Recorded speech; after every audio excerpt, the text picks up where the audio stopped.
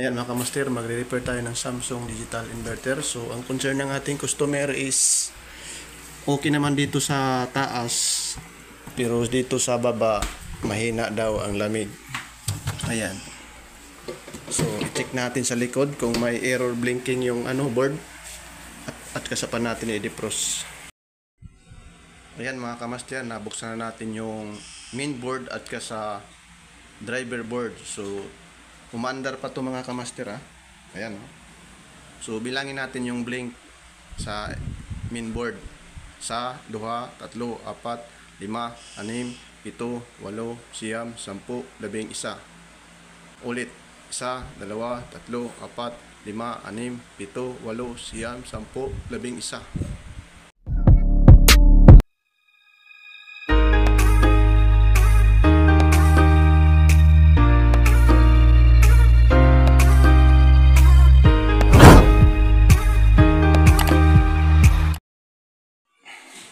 Ayan mga kamaster, so nagbi-blink siya kasi titingnan natin dito yung mga parts kung may sira, especially yung blower pan hindi na umaandar.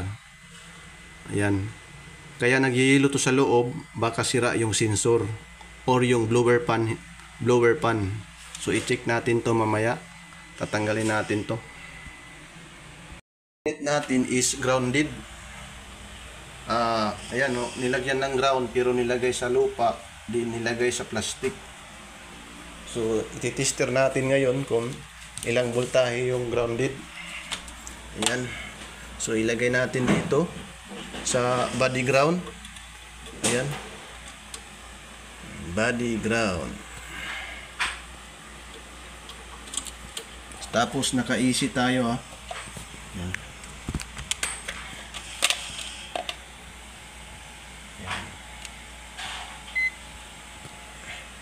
So ilagay natin dito yung ground. Mahirap mag-camera kasi isang kamay lang. Dito pala yung isa sa baba, dito sa tiles. So dito natin ilagay yung isa.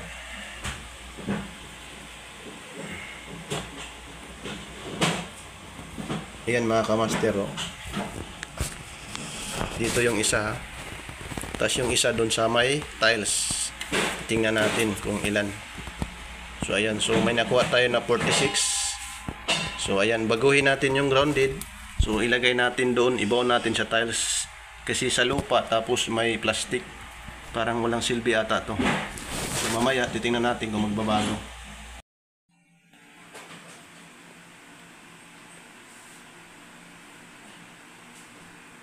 After tinanggal na natin yung yellow. So, kaya walang buga na hangin kasi dito nag-yelo na. Yung evaporator coil dito is nag-yelo sa loob. So, kailangan na natin ito tanggalin bago i-check yung parts pati sa baba. Sige naman. Ayan mga master. So, para mabilis natin matanggal tong cover na to. So, kung makikita dito nag-yelo dito sa baba. So, gamitan natin ng blower pan or electric fan para mabilis nyo matanggal to. Mga kamaster, ito yung laman. So i-check natin yung mga sensor, defrost sensor, heater. Ito dapat may makuha tayo na 4 to 5 k ohms. Then ito yung buffer. Then ito heater. And ito yung blower pan. Ayan mga master, nandun yung ground. So lagyan natin dito, wala ng ground no. Wala ng pula. Ayan. So nag-blinking pa rin yung yung board niya, 11 pa rin kasi hindi gumagana yung blower pan. So antayin natin mga ilang minuto. Mga kamaster, nagpalit tayo ng blower pan. So ayan yung blower pan. Titingnan natin dito kung mandar ng blower pan. Ayan mga kamaster, okay na oh. Ayan oh.